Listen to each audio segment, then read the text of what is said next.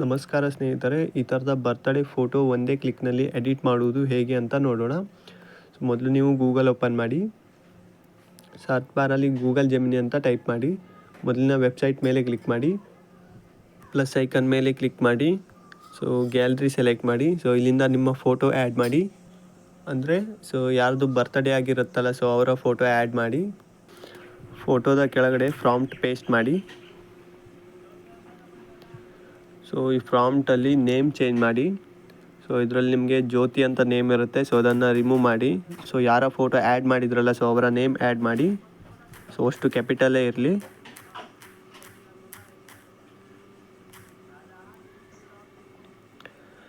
ನಂತರ ಇಲ್ಲಿ ಬರ್ತ್ಡೇಗೆ ನೀವು ವಿಶ್ ಮಾಡ್ತೀರಲ್ಲ, ಇಲ್ಲಿ ನಿಮಗೆ ಹ್ಯಾಪಿ ಬರ್ತ್ಡೇ ಅಂತ ಸಿಗುತ್ತೆ.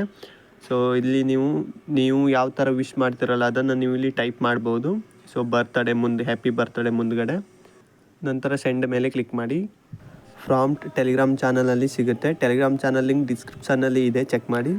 ಫೈನಲಿ ಫೋಟೋ ಎಡಿಟ್ ಆಗಿದೆ. ನೋಡ್ಬೋದು ನೀವು ಸ್ಕ್ರೀನಲ್ಲಿ.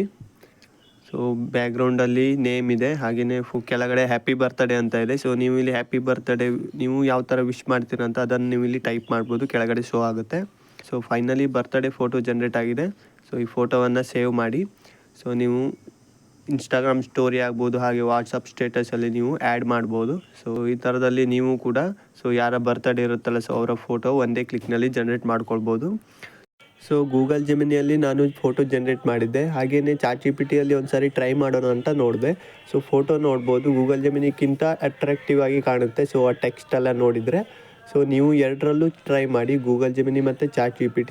ನಿಮಗೆ ಯಾವುದು ಚೆನ್ನಾಗಿ ಕಾಣುತ್ತೆ ಅಂತ ಆ ಫೋಟೋವನ್ನು ನೀವು ಆ್ಯಡ್ ಮಾಡ್ಬೋದು.